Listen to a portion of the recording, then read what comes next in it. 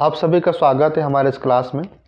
आज हम लोग पढ़ने जा रहे हैं क्लास 8 का भूगोल बुक से चैप्टर 3 खनिज और शक्ति संसाधन, मिनरल्स एंड पावर रिसोर्सेज। इसके बारे में हम लोग पूरा डिस्कस करेंगे। इसमें ये जो क्लास आप लोग कराते हैं ये आपको स्कूल के लिए तो बेहतर है, ये है बेटर है। इसके साथ साथ आप लोग कंपटीशन की तैयारी भी करते हैं, उसके लिए भी आपको माध्यम तय करेगी, बेसिक आपका स्ट्रॉन्ग करेंगी। चलिए शुरू करते हैं। चैप्टर को शुरू करने से पहले आपका बुक में थोड़ा सा इंट्रोडक्शन दिया है कहानी की तरफ, उसको पहले समझा लेते हैं आप लोग को, फिर हम लोग शुरू करेंगे खनिज के बारे में। तो कीरी जो है, कीरी सुकान से मिलने धनबाद के निकट उसके पैतृक इस स्थान पर जा रही थी।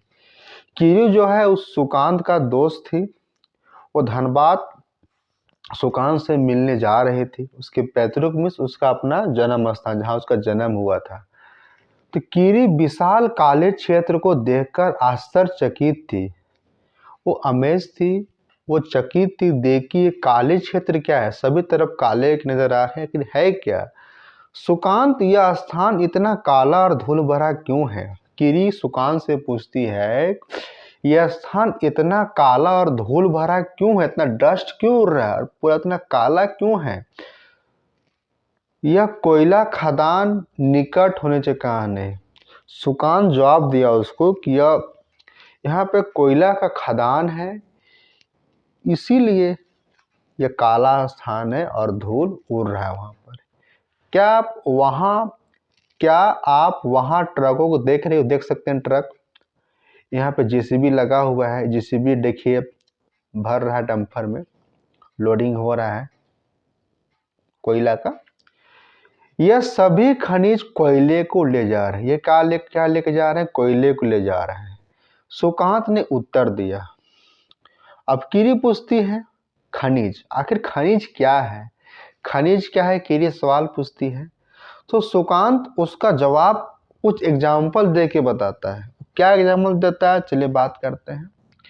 क्या आपने कभी नानबाई को बिस्कुट बनाते हुए देखा है? तो जब बिस्कुट बनाती है नानबाई, उसमें आटा मिलाती है, आटा, दूध, चीनी और कभी कभी अंडे को भी मिलाया जाता है। जब आप पके हुए बिस्कुट को खाते हैं तो आप इन अवयव को पृथक रूप में नहीं देख सकते हैं, इसको अलग रूप देख सकते हैं। क्या आप बिस्कुट खा देख सकते हैं कि कौन सा आटा है, कौन दूध है, कौन चीनी, कौन अंडा? नहीं। जिस प्रकार बिस्कुट में मिली हुई वस्तुओं को आप नहीं देख सकती है, उसी प्रकार इस पृथ्वी पर, इस अर्थ में चट्टान में कई पदार्थ मिले। चट्टान मीन्स रॉक। इस चट्टान में क्या है, बहुत सारे पदार्थ मिले हैं जो खनिज कहलाते हैं। यह जो खनिज है वह पृथ्वी की चट्टान परपट्टी पर सभी जगह फैले। ये खनिज जो है वो सभी जगह पूरे विश्व में फैले हुए हैं। कुछ न कुछ खनिज सही विश्व में पाए जाते हैं। आगे बात करते हैं। प्राकृतिक रूप से प्राप्त होने वाला पदार्थ। प्राकृतिक रूप से प्राप्त होने वाला पदार्थ में वैसा पदार्थ जो हमें नेचर ने दिया है, जिसका निश्चित रासायनिक संगठक हो। अब रासायनिक संगठन क्या होता है तो जानते हैं, रासायनिक संगठन किसको बोला जाता है? जैसे नमक हम लोग खाते हैं डेली दिन, तो नमक क्या बोलते हैं? सॉल्ट। तो नमक जो है दो रासायनिक संगठन से मिलके बना। दोनों कौन कौन सा है आप लोग गेस कीजिए, बता रहे हैं। चलिए बताते हैं। NaCl में सोडियम क्लोराइड। सोडियम अलग एलिमेंट है और आपका क्लोराइड अलग है। सोडियम क्लोराइड, इसका क्या अपना एक संगठन है। मीन्स ये 50% कंपोनेंट मिलता है और ये 50%, ये दोनों मिलकर 100% बनाते हैं। क्या बनाते हैं? नमक बनाते हैं। जो इसका संगठक जो है, जो इसका मिलावट जो है, वो 50% सोडियम मिला रहता है तो नमक में, और 50% आपका क्लोराइड मिला होता है। बातों को समझ गए? आई थिंक लगता है आप लोग समझ गए हो कि रासायनिक संगठक इसी को बोला जाता है। वो भी क्या निश्चित होगा, जैसे इसका 50% था, इसका 50%, 100% हो गया इसका और बन गई नमक। किससे मिलकर बना नमक? सोडियम और क्लोराइड। अगर बुक में देखिए दिया है, देख थोड़ा पढ़ लीजिए कि आपके भोजन में नमक और आपके पेंसिल ग्रेफाइट, जो ग्रेफाइट देखिए ये ग्रेफाइट, ये भी आपका खनिज, ये भी मिनरल्स में आता है जो हमें प्रकृति द्वारा प्राप्त होते हैं। आगे बात करते हैं। खनिज है, खनिज सभी स्थानों पर समान रूप से वितरित नहीं है। खनिज जो है उस सभी जगह पे एक समान रूप से डिस्ट्रीब्यूट नहीं है, इसका जो वितरण है असमान है, सभी जगह एक जैसा इसका वितरण नहीं है। वे किसी विशेष क्षेत्र या शैल समूह में संकेंद्रित है। खनिज जो है विशेष क्षेत्र, कोई विशेष एरिया है वहां पे, या शैल समूह, शैल आप लोग को बताए थे पिछली कक्षाओं में। शैल देखिए 3 प्रकार के होते हैं, कौन कौन होते हैं आप लोग बताइए। आपका अग्नीय शैल होते हैं, कैंतरी शैल होते हैं, अवसादी शैल। तीनों शैल के बारे में आप लोग बता चुके हैं। चल आगे बढ़ते हैं। अब इससे हम लोग क्या पढ़ा कि खनिज जो है विशेष क्षेत्र के विशेष एरिया है या कुछ शैल समूह में मिलते हैं। कुछ खनिज ऐसे क्षेत्र में पाए जाते हैं जो आसानी से अभिगम्य, अभिगम्य में असेसेबल, खनिज तो है लेकिन उसको मानव उपयोग नहीं कर पा रहा है, उसके उपयोग करने लायक वो नहीं है या उसका उपयोग नहीं कर सकता है, वो जल्दी से असेसेबल नहीं है। बहुत सारे हमारे संसार में ऐसे जगह हमारे मिनरल्स है, खनिज है जिसको हम लोग उपयोग नहीं कर पा रहे हैं, असेसेबल नहीं हो पा रहा है। जैसे आर्कटिक महासागर का सहस्तर और अंटार्कटिका, ये सभी में भी अनेकों प्रकार के खनिज प्राप्त हैं लेकिन हमको इसको जल्दी से असेसेबल नहीं कर पा रहे हैं। आगे बात करते हैं। खनिज विभिन्न प्रकार के भूवैज्ञानिक परिवेश में अलग अलग दशाओं में निर्मित होते हैं। खनिज जो है अलग अलग प्रकार में वहाँ का जो भूवैज्ञानिक परिवेश है उसके कंडीशन में निर्मित होते हैं, बनते हैं, और वे बिना किसी मानवीय हस्तक्षेप, मतलब मानव को बिना इंटरफेयर के, वो किससे बनते हैं? प्राकृतिक प्रक्रियाओं द्वारा बनते हैं। सीधा से मतलब है कि आपका जो भी खनिज है, जो भी मिनरल्स है, वो कौन बनाता है? वो प्रकृति द्वारा बनता है। कैसे बनता है? कि उसका एक प्रक्रिया, वो एक प्रोसेस होता है, उसी के द्वारा खनिज का निर्माण होता है। कोयला, कोयला को बनने में लाखों वर्ष लगते हैं, तो उसका एक प्रक्रिया, प्राकृतिक प्रक्रिया है, वो ना जल्दी बनेगा ना बाद बनेगा, उसका अपना प्रोसेस है। वो प्रोसेस कर लेगा तो अपना खनिज को बना के रेडी कर देगा, फिर उसको मानव उसको अपने उपयोग में ला सकता है। वह अपनी भौतिक गुण जैसे रंग, उसका डेंसिटी, घनत्व, कठोरता, उसका सॉलिडनेस कैसा है, रासायनिक गुण मीन्स केमिकल क्वालिटी उसका कैसा है, विलेयता में सॉल्यूट मतलब कितना घुलने की क्षमता, ये सभी के आधार पे हम लोग पहचान सकते हैं। अब आगे बढ़ते हैं। आई थिंक लगता है आप लोग खनिज के बारे में कुछ बहुत तो समझे गए होंगे। अब आगे बढ़ते हैं, अब खनिज के प्रकार के बारे में पढ़ते हैं। देखिए अब आगे हम लोग डिस्कस करते हैं। चलिए, आई थिंक आप लोग दिख रहा होगा, देखिए डिस्कस करते हैं खनिजों के प्रकार, काइंड्स ऑफ मिनरल्स। खनिज के प्रकार, तो पृथ्वी में अभी तक लगभग 3000 से अधिक खनिज, अलग अलग प्रकार के, इस अर्थ में पूरे संसार में लगभग 3000 से अधिक अलग अलग प्रकार के मिनरल्स हैं। संरचना, उसका जो ढांचा है, संरचना के एक स्ट्रक्चर के आधार पर खनिजों को 2 भाग में बांटा गया है। संरचना, एक स्ट्रक्चर के बेस पे खनिजों को, मिनरल्स को 2 भाग में हम लोग बांटे हैं। पहला भाग धात्विक और दूसरा अधात्विक। धात्विक और अधात्विक मतलब होता है मेटल, और आध्यात्मिक मतलब बोलते हैं नॉन मेटल। धात्विक मतलब होता है मेटल और आध्यात्मिक मतलब नॉन मेटल। इसको बोल सकते हैं धातु, इसको बोलते हैं अधातु। ये 2 भाग में हम लोग संरचना के आधार पर खनिजों को बांटे हैं। आगे बढ़ने से पहले आपको बुक में दिया है, क्या आप जानते हो, उसको पहले पढ़ लेते हैं, उसके आगे डिस्कस करेंगे। सबसे पहले दिया है शैल के बारे में। शैल खनिज अवयव के अनिश्चित संगठन वाले एक या एक से अधिक खनिजों के एक समूह है।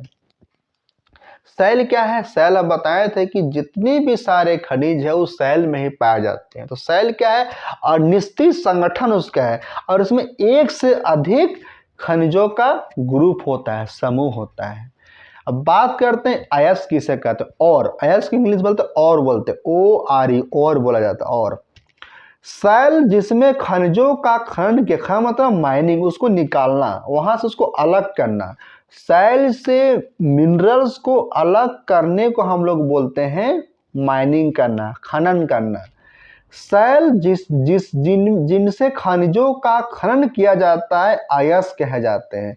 मान के चलिए कोई चट्टान है, चट्टान हमको मिल रहा है बॉक्साइट, तो बॉक्साइट का हम अलग किया तो क्या कहलाएगा? ये और कहलाएगा, बॉक्साइड और या बॉक्साइड अयस्क कहला जाएंगे।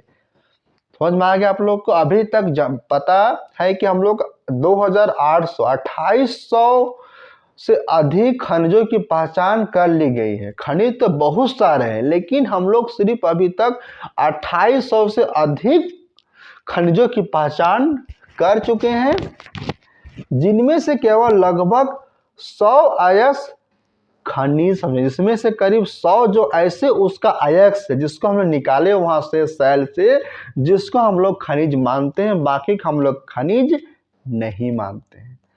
चलिए डिस्कस करते हैं जो हम इससे पहले पढ़े थे कि खनिज जो है दो प्रकार से बटे हुए हैं, धात्विक और अधात्विक, मेटल नॉन मेटल।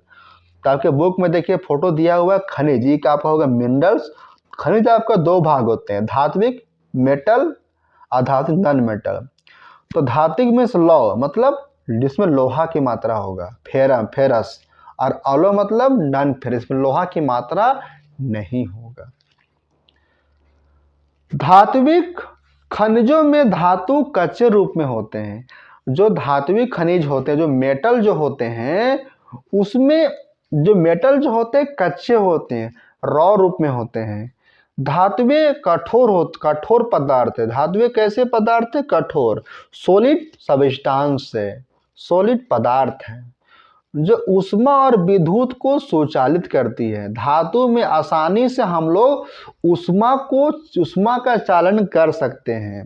धातु में हम लोग ऊष्मा का चालन आसानी से कर सकते हैं।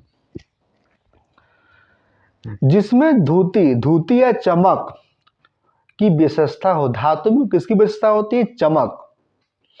लौह का अयस्क, बॉक्साइट, मैग्नीज का अयस्क, इससे कुछ उदाहरण है। किसके उदाहरण है? धात्विक खनिज के उदाहरण है। क्या उदाहरण है? लौह अयस्क, बॉक्साइट, मैग्नीज, इससे उदाहरण है। धात्विक खनिज लौह अथवा अलौह दोनों हो सकते हैं। धात्विक खनिज भी है, लोहा में भी आते हैं, कुछ लोहा नए भी होते हैं। लोहा में जैसे आपका हो गया लौह का अयस्क, मैग्नीज, क्रोमाइट, इस सभी में आपको फेरस पाया जाता है। फेरस मीन्स लोहा, लोहा को हम लोग फेरस बोलते हैं। इसका रासायनिक सूत्र क्या है? Fe, ferrum. सिंपल यहाँ बात समझने वाली बात है कि धात्विक खनिज लौह और अलौह रूप में होते हैं। तो लौह रूप में एग्जांपल दे दिए, लोहा हो गया आपका, मैग्नीज हो गया और क्रोमाइट, सब लोहा है। बाकी अलौह में आपका हो गया सोना, चांदी, तांबा और सीसा, ये सभी भी मेटल है लेकिन इसमें लोहा की मात्रा नहीं होता है। कौन कौन अलौह है? सोना, चांदी, तांबा, सीसा। आगे बात करते हैं। अब बात करते हैं अधात्विक नॉन मेटल के बारे में। तो अधात्विक खनिजों में धातुएं नहीं होती, नाम से नॉन मेटल, जिसमें धातु नहीं है, इसमें धातु नहीं होती है। एग्जाम्पल के लिए चूना पत्थर, लाइमस्टोन, अभ्रक और जिप्सम इसके कुछ उदाहरण हैं। ध्यान दीजिएगा, एग्जाम्पल आप जो नोट डाउन करिएगा कि अधात्विक में क्या आएगा और धात्विक में क्या आएगा, मेटल में क्या एग्जाम्पल आते हैं और नॉन मेटल में क्या एग्जाम्पल आते हैं। नॉन मेटल में मेरा क्या आएगा? चूना पत्थर, लाइमस्टोन, अभ्रक और जिप्सम, इसे कुछ उदाहरण है। इसके अलावा कुछ खनिज है, खनिज ईंधन है, मिनरल्स फ्यूल है, जैसे कोयला। कोयला भी क्या है? धातु नहीं है। पेट्रोलियम, ये भी क्या है? सब अधात्विक खनिज है लेकिन ये नॉन मेटल है, इसमें मेटल की मात्रा नहीं होती है। कोयला, पेट्रोलियम, गैस, चूना पत्थर, अभ्रक, जिप्सम, ये सब क्या है? नॉन मेटल है, अधात्विक खनिज में आते हैं। तो आगे बात करते हैं अब खनिजों को खनन मीन्स माइनिंग। माइनिंग मीन्स उसको अलग करना, सेल में से जो हमारा खनिज उसको अलग करना। खनन करना, परवेदन मतलब उसको ड्रिलिंग करना, ड्रिल करना, खोदना। खनिजों जो खनन, परवेदन या आखनन, आखनन मतलब हटा के निकालना उसको ऊपरी भाग को, आखनन द्वारा निष्कासित, निष्कासित मतलब निकालना।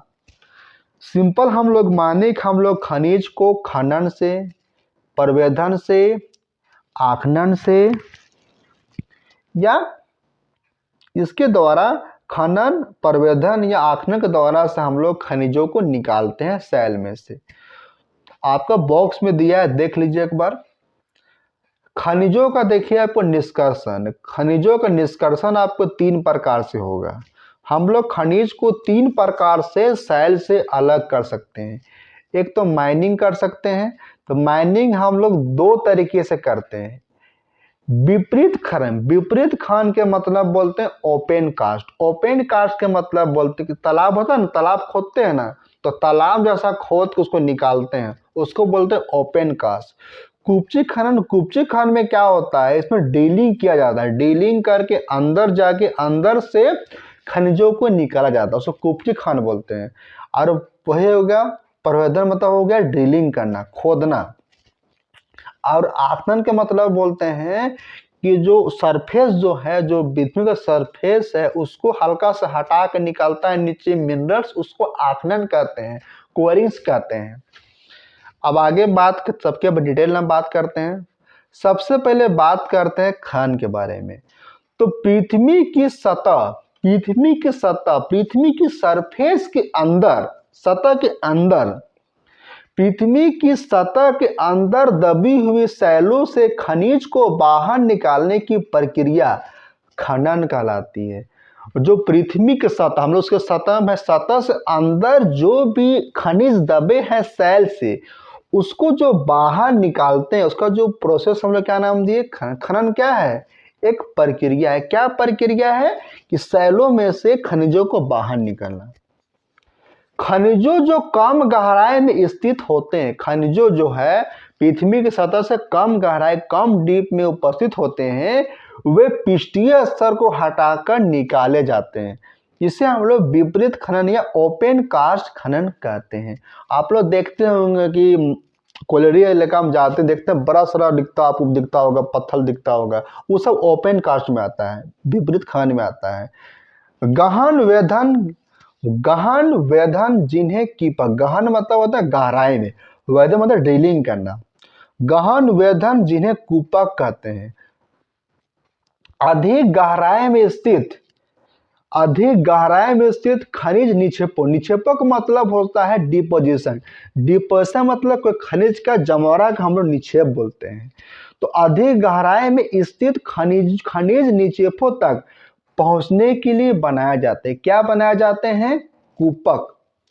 इसे क्या कहते हैं? इसको क्या बोलेंगे? कूपची खनन बोलेंगे। देख सकते हैं इस तरह का डीलिंग होता है, एक तरह का परत, किस लिए परत? तेल का, तेल को इसमें खोद के निकाला जा रहा है ड्रिलिंग करके। देख सकते हैं आप लोग, फोटो में देख सकते हैं आप लोग, ड्रिलिंग हो रहा है। पेट्रोलियम, और आगे बढ़ते हैं। पेट्रोलियम और एक मिनट रुकिएगा आप लोग, दिख रहा है आप लोग को? पेट्रोलियम और प्राकृतिक गैस, पेट्रोलियम और प्राकृतिक गैस धरातल के बहुत नीचे पाए जाते हैं। तो पेट्रोलियम और जो गैस है, प्राकृतिक गैस है, वो हमारा पृथ्वी के बहुत अंदर पाए जाते हैं, जिन्हें बाहर निकालने के लिए गहन कूपों, कूपों क्या एक तरह का ड्रिलिंग करता है कूप, उससे खुदाई की जाती है, इसी को हम लोग बोलते हैं परवेदन ड्रिलिंग, जिसको आप लोग देखा चुके हैं चित्र 3.4 में। सतह के निकट, सतह के निकट स्थित खनिजों को जिस प्रक्रिया द्वारा आसानी से खोद कर निकाला जाता है, उसे आखनन या कोरिंग कहा जाता है। बहुत सारे खनिज ऐसे होते हैं जिसको आसानी से निकाला जा सकता है खोद के, उसको हम लोग बोलते हैं आखनन। क्या आप जानते हैं आप सेल को देखकर बता सकते हैं, आप सेल को देखकर बता सकते हैं किस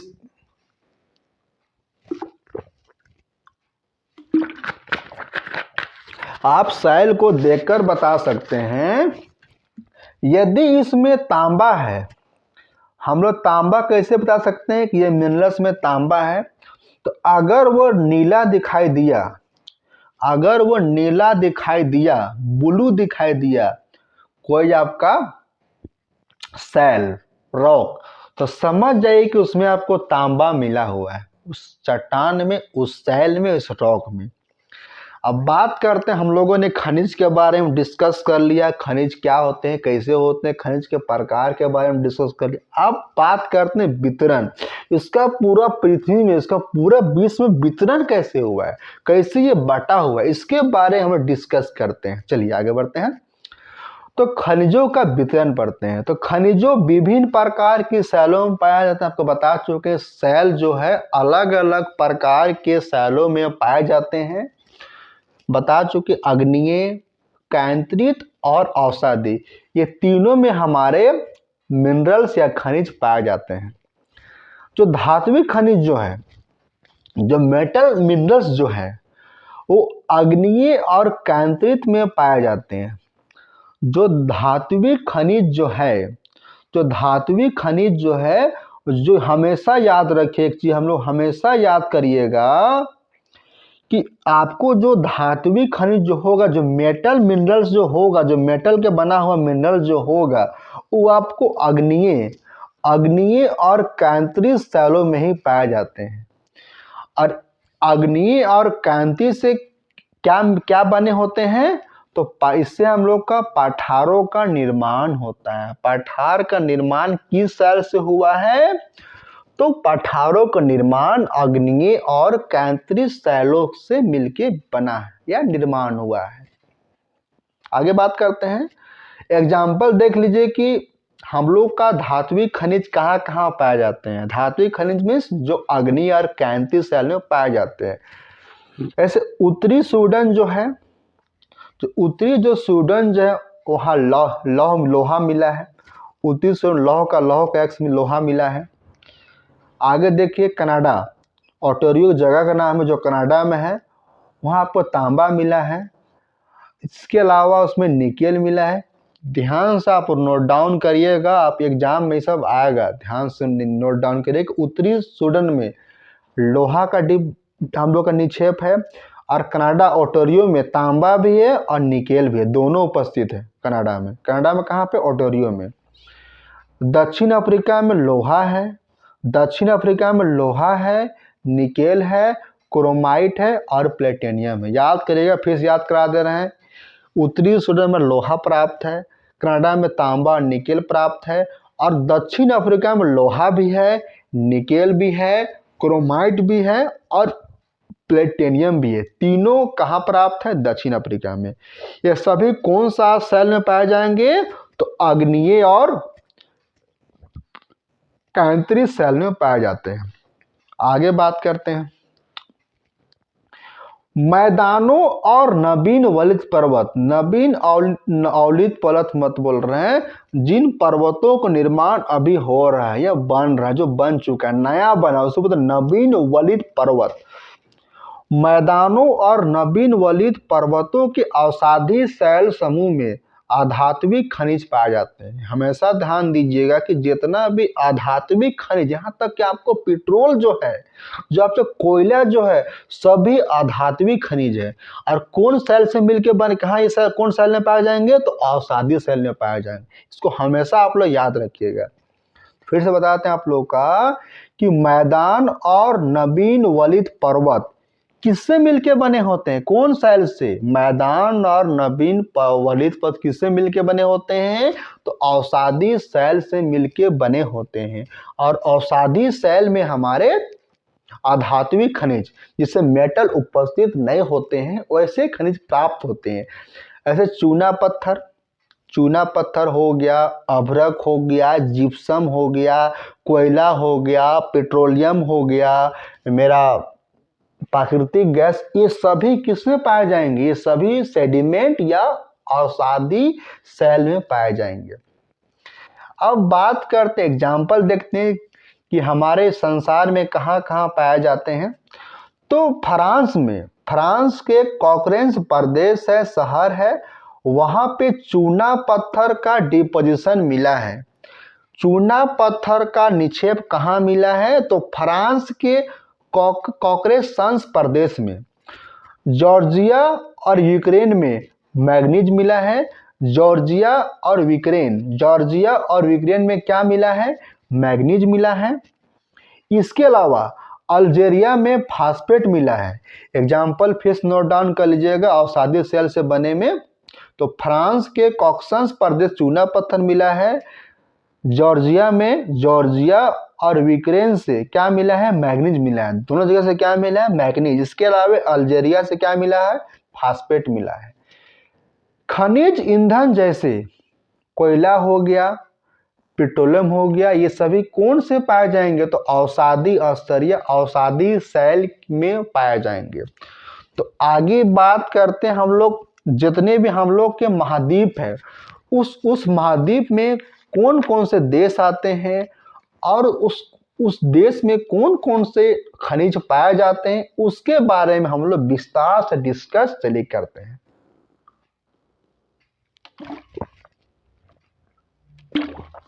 तो सबसे पहले हम लोग बात करते हैं हम लोग का अपना महाद्वीप एशिया महाद्वीप।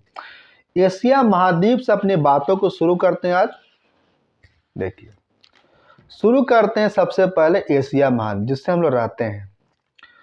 एशिया के बात करते हैं तो चीन और भारत, हमारा देश और चीन, उस दोनों में लोहा का अयस्क बहुत ज्यादा है, विशाल मात्रा है। चीन और भारत के पास लौह का निक्षेप या लोहा का डिपोजिशन बहुत ज्यादा मात्रा में है।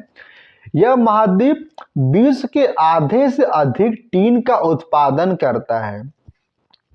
पूरा विश्व में अगर 100 टन अगर टीन का उत्पादन हो रहा है तो अकेले ये दोनों देश मिलके 50 टन से ज्यादा का उत्पादन सिर्फ चीन और भारत करते हैं।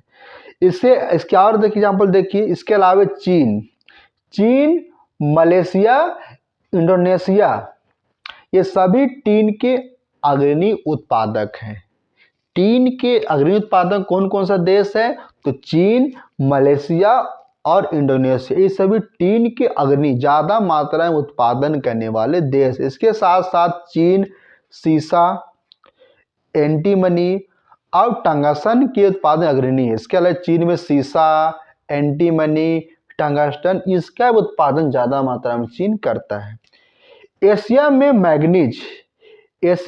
मैग्नीज, बॉक्साइट, निकेल, जस्ता और तांबा के भी। इसके अलावा एशिया महाद्वीप में मैग्नीज, बॉक्साइट, निकेल, जस्ता और तांबा के भी निक्षेप उपस्थित है। इसके बाद हम लोग बात करते हैं यूरोप महाद्वीप। एशिया के जस्ट ऊपर है यूरोप महाद्वीप, आप लोग सब पढ़ा चुके हैं क्लास 7 में। आगे बात करते हैं यूरोप विश्व में लौह अयस्क का अग्रणी उत्पादन। यहाँ भी लौह का अयस्क ज्यादा मात्रा में यूरोप में। रूस, यूक्रेन, स्वीडन और फ्रांस लौह अयस्क के विशाल निक्षेप वाले देश। यूरोप महाद्वीप में रूस, यूक्रेन, स्वीडन और फ्रांस, ये सभी लौह अयस्क के विशाल निक्षेप वाले देश। इस सभी देशों में लोहा का जो डिपोजिशन है ज्यादा मात्रा में है। ये सभी कौन सा महाद्वीप में आते हैं? यूरोप में आते हैं। कौन कौन सा देश है? रूस, यूक्रेन, स्वीडन और फ्रांस। तांबा, सीसा, जस्ता, मैग्नीज और निकेल, ये कहाँ मिलते हैं? पूर्वी यूरोप में और यूरोपीय रूस में। फिर नोट डाउन कर लीजिएगा। तांबा, सीसा, जस्ता, मैग्नीज और निकेल, ये सभी खनिजों कहाँ पाए जाते हैं? पूर्वी यूरोप में और यूरोपीय रूस में पाए जाते हैं। आगे बात करते हैं उत्तरी अमेरिका। तो उत्तरी अमेरिका में खनिज निक्षेप 3 क्षेत्रों में है। उत्तरी अमेरिका में दो अमेरिका है, एक नॉर्थ अमेरिका एक साउथ अमेरिका है, दो अमेरिका होते हैं, दो महाद्वीप अमेरिका में, उत्तरी अमेरिका दक्षिणी अमेरिका। हम लोग उत्तरी अमेरिका के बारे में डिस्कस कर रहे हैं। देखिए, उत्तरी अमेरिका में खनिज निक्षेपों के 3 क्षेत्रों में, उत्तरी अमेरिका में 3 क्षेत्र में खनिजों प्राप्त है। कौन कौन है देख लीजिए नाम। ग्रेट लेक के उत्तर में कनाडियन शिल्प प्रदेश, कौन कौन सा है? एक है कनाडियन शिल्प प्रदेश जो कहां पर है? ग्रेट लेक के उत्तर में, ग्रेट लेक के नॉर्थ में। दूसरा है अल्प्सियन प्रदेश, दूसरा है अल्प्सियन प्रदेश, और तीसरा है पश्चिम पर्वत की श्रृंखलाएं। तीनों याद कर लीजिएगा, कनाडियन शिल्प प्रदेश, अल्पलेशियन प्रदेश और पश्चिम की पर्वत श्रृंखलाएं। अब बात करते हैं तीनों में कौन कौन से खनिजों का निक्षेप उपस्थित है। तो लौह अयस्क, लोहा, निकेल, सोना, यूरेनियम और तांबा का खनन कनाडियन, याद कर लीजिएगा, लोहा, निकेल, सीसा, यूरेनियम और तांबा का जो माइनिंग जो होता है कनाडियन शिल्प प्रदेश में होता है। कहाँ होता है? कनाडियन शिल्प प्रदेश में होता है। क्या क्या होता है बता चुके आप लोग को, लोहा, निकेल, सोना, यूरेनियम और तांबा, ये कहाँ प्राप्त होते हैं? कनाडियन शिल्प प्रदेश में, जो कहाँ पर है? ग्रेट लेक के उत्तर में। आगे बात करते हैं। इसके अलावा कोयला कहाँ मिलता है? अल्पलेशियन प्रदेश। तो कोयला कहाँ मिलता है? अल्पलेशियन प्रदेश में। एक बचा कौन? पश्चिम पर्वत श्रृंखला। उसमें क्या क्या पाए जाते हैं? तांबा, सीसा, जस्ता, सोना, चांदी, ये सभी कहाँ पाए जाते हैं? पश्चिमी कॉर्डिलेरा में। सभी का आप नोट डाउन करिएगा, आप लोग याद कर लीजिएगा, फैक्ट रूप हम लोग बता चुके हैं आप लोगों को। क्या आप जानते हैं कि हरा हीरा जो है, हरा का जो डायमंड है बहुत दुर्लभ, बहुत कम मात्रा में मिलता है। विश्व की प्राचीनतम शैलें पश्चिम ऑस्ट्रेलिया में, विश्व को सबसे जो पुराना जो शैल है, सबसे पुराना जो शैल बना है, बहुत पुराना है, जो कहाँ पे है? पश्चिम ऑस्ट्रेलिया में। वे 430 करोड़ वर्ष पहले बने हैं। हम लोग जो पृथ्वी निर्माण कब हुआ है? आज से लगभग 400 करोड़ साल पहले हमारा पृथ्वी निर्माण हुआ है। तो 430 करोड़ पूर्व हमारा बन चुका है शैल। कहाँ पर उपस्थित है? ऑस्ट्रेलिया में। तो पृथ्वी निर्माण के 30 करोड़ वर्ष बाद, पृथ्वी जब बना उसके 30 करोड़ वर्ष बाद हमारा जो शैल बना वो कहाँ बना था? ऑस्ट्रेलिया में बना था। आगे बात, नेक्स्ट हम लोग चौथा महाद्वीप की बात करते हैं जो है दक्षिण अमेरिका। उत्तरी अमेरिका हम लोग पढ़ चुके हैं, आप पढ़ते हैं दक्षिणी अमेरिका। ब्राजील, ब्राजील विश्व में उच्च कोटि के लौह अयस्क का सबसे बड़ा उत्पादक है। ब्राजील जो है विश्व में बहुत अच्छा क्वालिटी का लोहा का उत्पादन करता है। चिली, इसके अलावा चिली, पेरू तांबे का अग्रणी उत्पादक, सबसे उत्पादक करते हैं। इसके अलावा चिली और पेरू तांबे का अच्छा उत्पादन वाला देश है। ब्राजील और बोलिविया, ब्राजील और बोलिविया विश्व में टीन के सबसे बड़े उत्पादकों में से एक है। इसके अलावा ब्राजील, बोलिविया वर्ल्ड में टीन के सबसे बड़े उत्पादकों में से एक है। ये सब फैक्ट है। दक्षिण अफ्रीका के पास सोना, दक्षिण अमेरिका के पास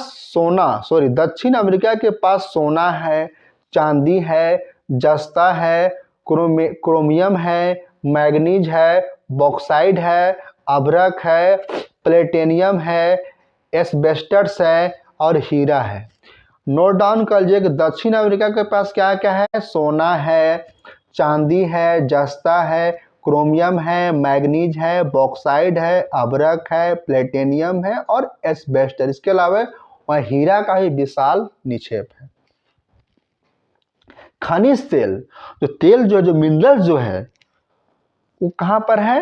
वेनेजुएला, अर्जेंटीना, चिली, पेरू और कोलंबिया। इसके अलावा दक्षिण अमेरिका में खनिज तेल भी उपस्थित है। कौन कौन सा जगह उपस्थित है? तो वेनेजुला, अर्जेंटीना, चिली, पेरू और कोलंबिया में।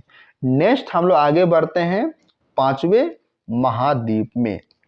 इसके बाद कौन सा महाद्वीप है? अफ्रीका।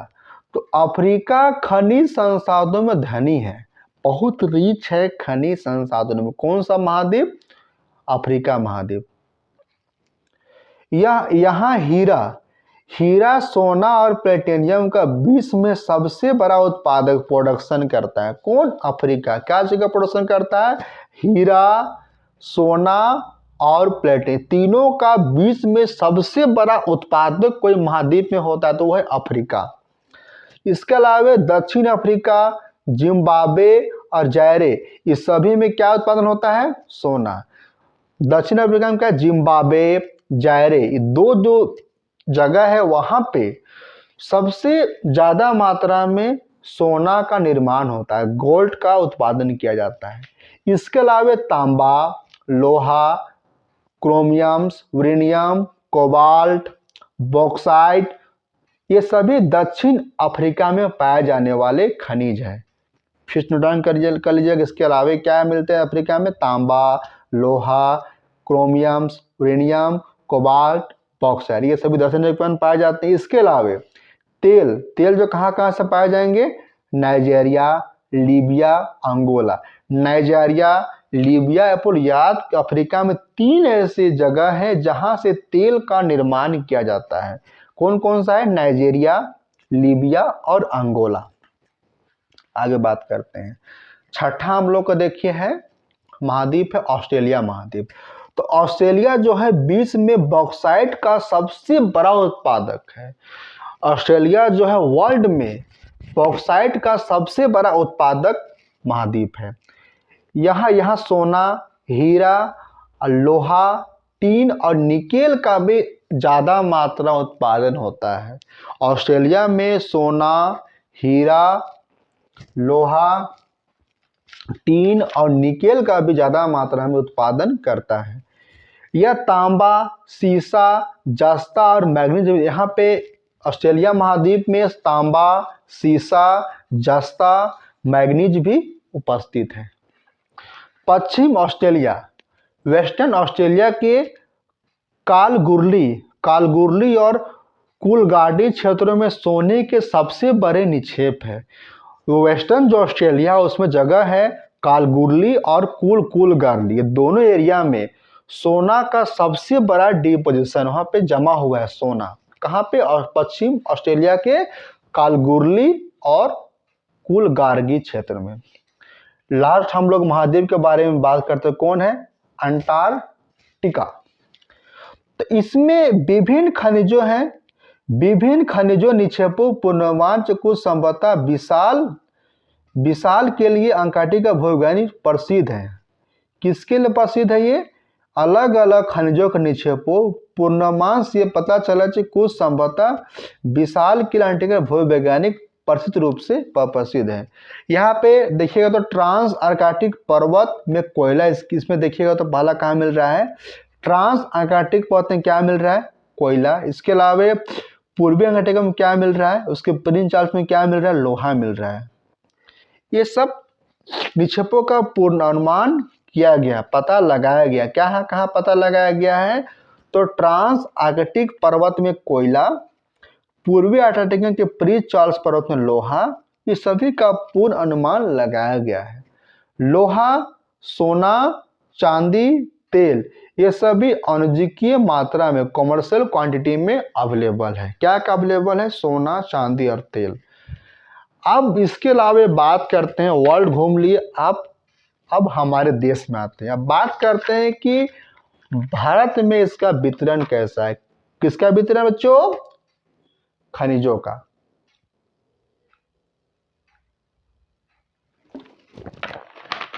फिर आगे बढ़ते हैं। हेडिंग क्या है? भारत में वितरण। किसका वितरण? खनिजों का। तो सबसे पहले बात करते लोहा। पहला जो हम खनिज लोहा, तो लोहा जो है भारत में उच्च कोटि अच्छा क्वालिटी का लोहा का निक्षेप है। और लोहा कहाँ पाया जाता है? झारखंड में, उड़ीसा, छत्तीसगढ़, मध्य प्रदेश, गोवा, महाराष्ट्र, कर्नाटक। याद करें कि लोहा कहाँ कहाँ पाया जाएगा? झारखंड, उड़ीसा, छत्तीसगढ़, मध्य प्रदेश, गोवा, महाराष्ट्र और कर्नाटक राज्यों में लोहा का निक्षेप उपस्थित है। इसके आगे देते हैं बॉक्साइट। तो बॉक्साइट कहाँ कहाँ मिलता है? तो झारखंड, उड़ीसा, छत्तीसगढ़, मध्य प्रदेश, गुजरात, महाराष्ट्र, तमिलनाडु। बॉक्साइट कहाँ मिलेगा? झारखंड, उड़ीसा, छत्तीसगढ़, मध्य प्रदेश, गुजरात, महाराष्ट्र और तमिलनाडु। आगे बात करते हैं हम लोग।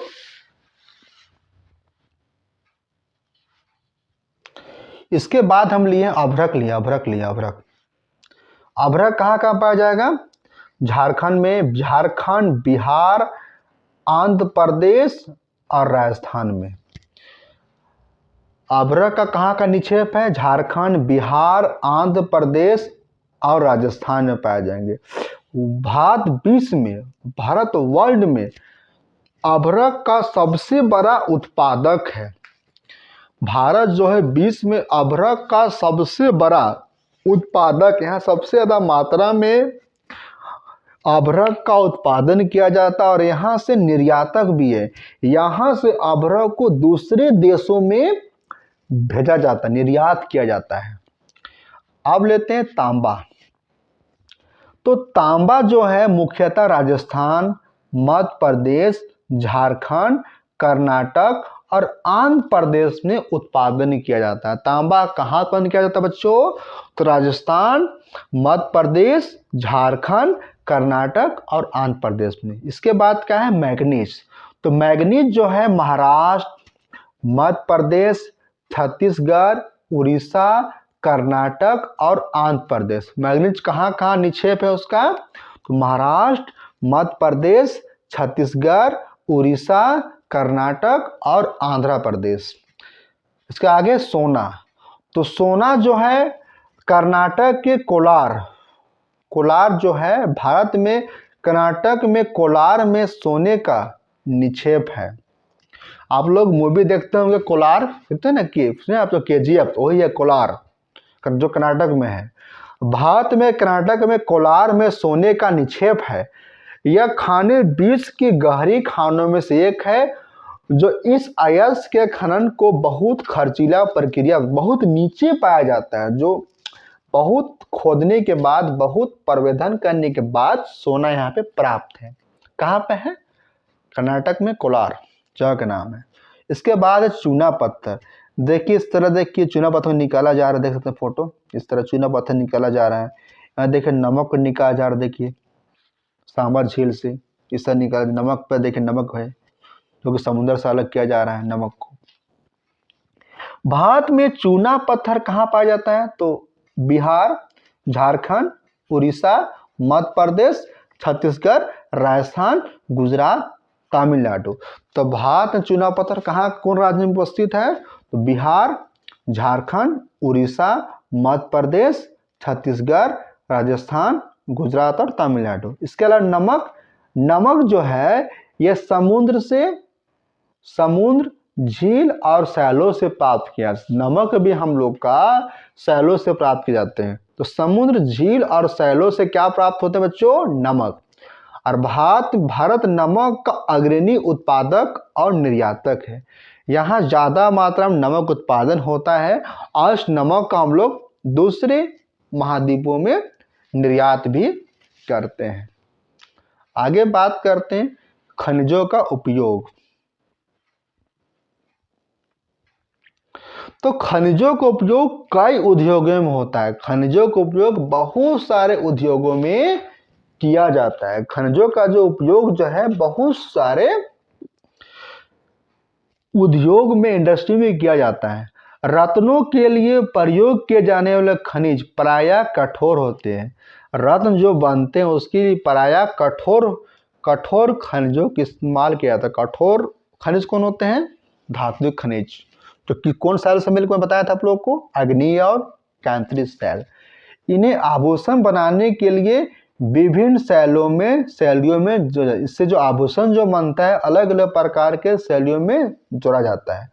तांबा एक अन्य धातु है जिसका उपयोग सिक्के से लेकर पाइप तक प्रत्येक वस्तु में किया जाता है। तांबा से क्या बनता है? सिक्का बनता है, सिक्के के अलावे पाइप में बनता है। इससे कमटम जो उपयोग होता है सिलिकॉन क्वार्ट्स, कहाँ से पास होता है? क्वार्ट्स से पाया जाता है। कमटम प्रयुक्त होने सिलिकॉन क्वार्ट्स से प्राप्त होता है। एल्यूमिनियम जिसे बॉक्साइट से प्राप्त, एल्यूमिनियम किससे बनता है? बॉक्साइट से मिलकर बनता है। इसके अलावे ऑटोमोबाइल और हवाई जहाज, बोतल बंदी उपयोग, भवन निर्माण, रसोई के बर्तन तक में किया जाता है। इस सभी का उपयोग, जितने भी खनिज सभी के उत्पादन हमारे उद्योग में किए जाते हैं। अब आगे बात करते हैं हम लोग खनिज का संरक्षण कैसे कर सकते हैं, खनिज का हम लोग कैसे कंजर्व कर सकते हैं, कैसे उसको बचा सकते हैं। तो खनिज का अनवीकरणीय संसाधन है, नॉन रिन्यूएबल संसाधन है ये, इसका पुनर्चक्रण नहीं हो सकता, इसको बनने में लाखों वर्ष लगते हैं। खनिजों को निर्माण और संचयन में हजारों वर्ष लगते हैं। खनिजों को बनने में बहुत सालों का प्रक्रिया होता है। मानवीय उपयोग की दर की तुलना में निर्माण की दर बहुत धीमी है। जिस प्रकार मानव आज संसाधन का उपयोग कर रहा है, खनिज का उत्पादन कर रहा है, उतनी मात्रा में खनिज नहीं बन पा रहे हैं। खनिज की प्रक्रिया में बर्बादी को घटाना आवश्यक है। खनिज खनन का जो प्रक्रिया हो रहा है, जो उसको निकाला जा रहा है, उसको जितना आवश्यकता उतना ही निकाले, तो उसका बर्बादी हो उसको बचाना आज आवश्यक है। धातुओं का पुनर्चक्रण एक अन्य तरीका है। धातु भी क्या करते हैं? पुनर्चक्रण होते हैं, जिससे खनिज संसाधनों को संरक्षित किया जाता है। अगर हम खनिज का कम उपयोग करेंगे तो फिर से बन जाएगा, जल्दी बन जाएगा वो, तो हमको कभी भी खनिज का कमी का महसूस नहीं होगा। आज हम लोग क्लास यहीं समाप्त करते हैं। हम लोग इसमें 2 टॉपिक था, इसमें खनिज है और इसमें शक्ति है। खनिज संसाधन था और उसकी संसाधन था। हम लोग आज खनिज संसाधन खत्म कर लिए। अगली क्लास में हम लोग शक्ति संसाधन के बारे में डिस्कस करेंगे। आज क्लास यहीं तक एंड करते हैं। अगर आप मेरा सेशन अच्छा लगा हो तो लाइक करें, सब्सक्राइब करें। Thank you so much.